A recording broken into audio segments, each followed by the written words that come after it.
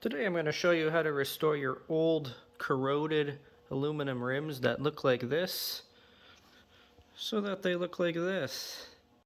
So the first thing you're going to want to do is probably get all the crud and dirt off. A pressure washer or just wash it with soap and water is probably your best bet, but I'm too lazy for that, so I'm just going to hose her down with some foamy glass cleaner here. Just give her like that. I'm cleaning up one of the front rims here, and there's some black gooey shit kind of stuck to it. A little tip for getting stuff like this off: use a little brake cleaner or any other kind of solvent really, and you can just kind of spray her down and she'll just kind of come right off of there with a little bit of work, you know. So just a little tip for you. Once you got it cleaned, you're probably going to want to assess the situation. Mine's pretty rough. There's a lot of corrosion and pitting here. In theory, I should try to take some of that metal off and kind of do like a resurface, kind of like I did to this one, but that took a long time. Now, of course, there's lots of ways to do this.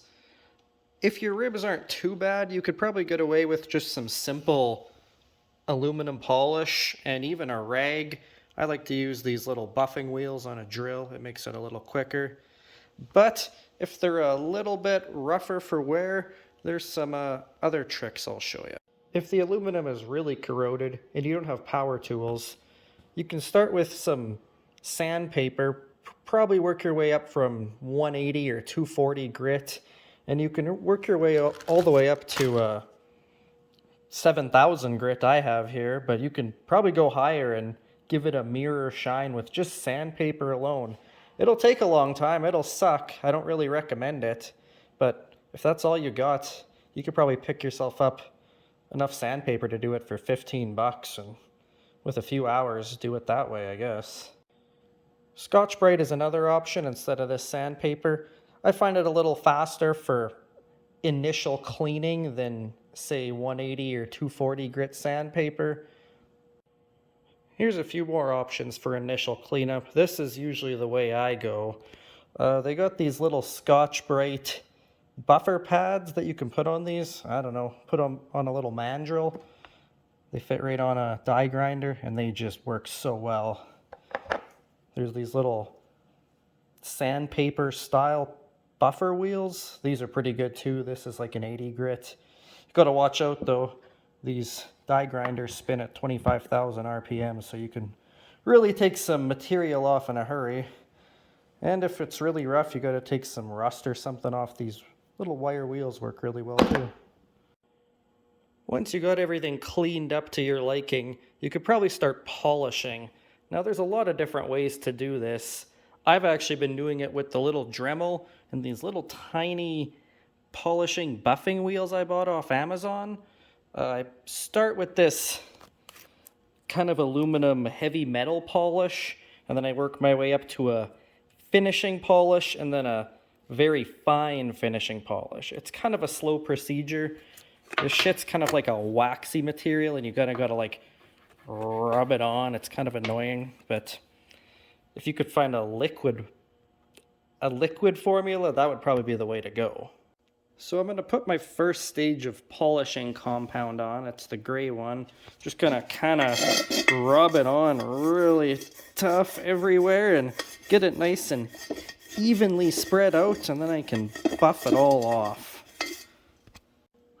Another way to do it, rather than rubbing the compound onto the metal itself, is to spin your little tool up and take the compound off that way.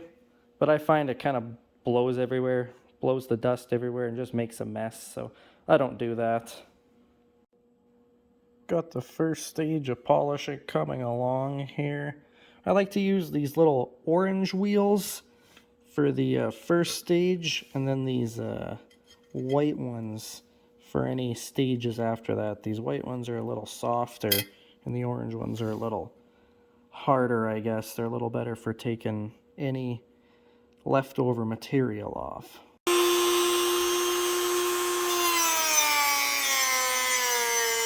Just working her back and forth until you kind of get that mirror shine. This is just the first stage, so you're probably not gonna get a mirror shine here, but by the end of it, she should be looking pretty snazzy. If you don't like the little tiny polishing wheels, you could probably just buy a big one like this and do it that way. It'd probably be a lot quicker. I don't know why I've been using these little things, but they're kind of nifty. So I just finished polishing these bad boys up with some mothers, and they look okay. Definitely not as good as the first set where I sanded them down and kind of refinished them myself. But that took too long, so I think I'm just going to go this way, because these things are going on a 30-year-old quad, and I mean, it's not going to really matter anyways. So I'm going to do the two front rims. They're a little smaller, so it should go pretty quickly, but yeah, I guess that's the results if you want to know if you want to take the short route or if you want to go the long route. There's the finished product. Didn't take too long. They all look way better than they did. Up next, I'm gonna try the pipe. I've already stripped all the paint off. It kind of did a bit of a polish on it, but I'm gonna see if I can get it a little shinier.